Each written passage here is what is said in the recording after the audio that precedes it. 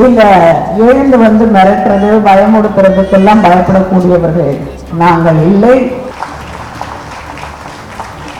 உட்கார்ந்திருக்க ஆளு நான் சொல்லக்கூடிய ஒரு வார்த்தையில அரண்டு போய் எழுந்து வந்து அடிக்க வேண்டும், அப்படி பயந்து நடுங்கிடுவாங்க அப்படின்னு நினைக்கிறாங்க. இதுக்கெல்லாம் பயப்பட மாட்டோம். தீண்டி பார்க்காது. பார்த்தா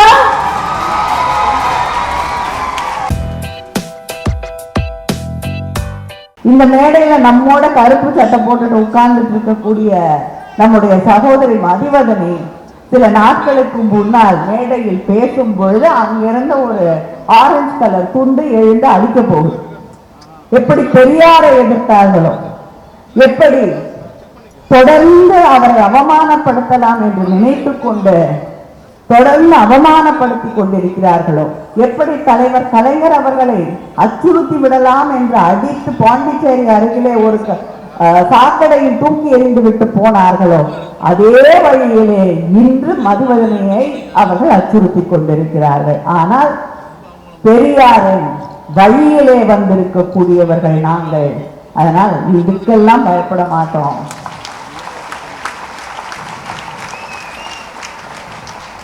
அதுதான் எங்களுடைய வெற்றி. உட்கார்ந்திருக்க ஆளு நான் சொல்லக்கூடிய ஒரு வார்த்தையில அரண்டு போய் எழுந்து வந்து அடிக்க வேண்டும், வன்முறையை கையிலே. இதுவரைக்கும் நாங்க யாரையும் அடிச்சதில்லை.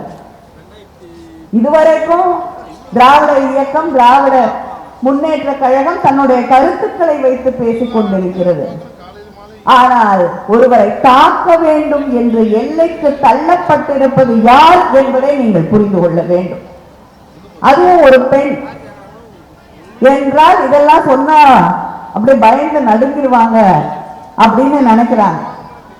இந்த நாட்டிலே தந்தை பெரியார் அவர்கள் கையிலே எடுத்த கேரளாவில் வைக்கம் போராட்டத்தை, அந்த போராட்டத்தை கையிலே எடுத்து அதற்கு பின்னால் அவருடைய துணைவியார் தான் நடத்தினார். கணவர் சிறையில். ஆனா அவரை ஜெயிலுக்கு அனுப்பிட்டாங்க, என்னையும் அனுப்பிடுவாங்கன்னு பயப்படல. அதே போல் பெரியார் வந்து காங்கிரஸ் இயக்கத்தில் இருந்தபோது, காந்தி அவர்களோடு இருந்தபோது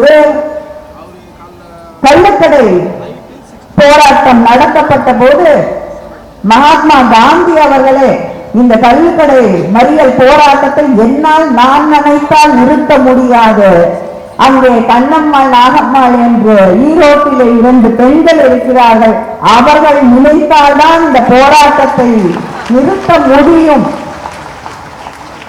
என்று சொன்ன வீர பெண்கள் இருக்கக்கூடிய இயக்கம் தான் திராவிட இயக்கம், திராவிட முன்னேற்ற கழகம்.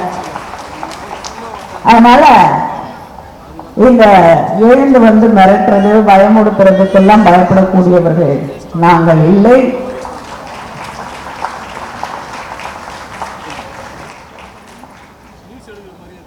அவர்கள் எச்சரிக்கையோடு இருக்க வேண்டும் பெண்கள் அப்படின்லாம். ஏன்னா இது தமிழ் பெண்கள்.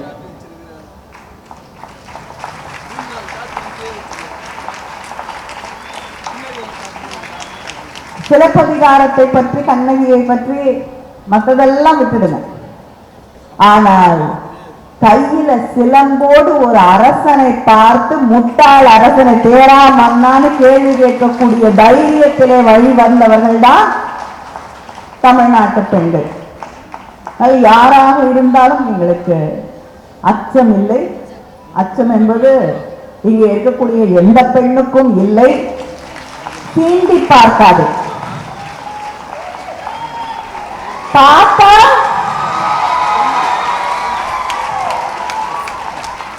ரொம்ப அமைதியா இருக்கும்.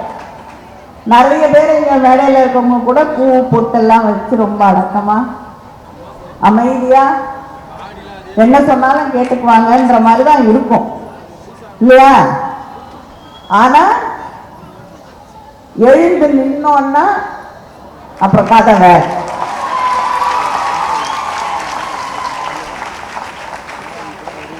ஏன்னா தந்தை பெரியார் எங்களுக்கு சொல்லியிருக்காரு, நீ சரின்னு நினைக்கிறத செய், உன்னுடைய கனவுகளை லட்சியங்களை அடைவதற்கு எது தடையாக வந்தாலும் அதை உடைச்சு எறி. அதுதான் திராவிட இயக்கம், திராவிட முன்னேற்ற கழகம் தொடர்ந்து பெண்களுக்காக இயற்றி வந்து கொண்டிருக்கக்கூடிய மிகப்பெரிய பங்கு.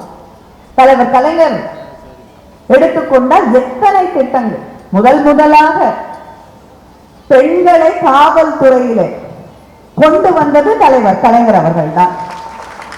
அது வரைக்கும் சொன்னாங்க பெண்களை ஆண்கள் தான் பாதுகாக்க முடியும், ஆண்கள் தான் பாதுகாக்க முடியும். நான் அவங்களே பாதுகாத்துக்குவாங்க, அதனால காவல்துறையில பெண்களை கொண்டு வருகிறேன் என்று கொண்டு வந்தவர் தலைவர் கலைஞர் அவர்கள்.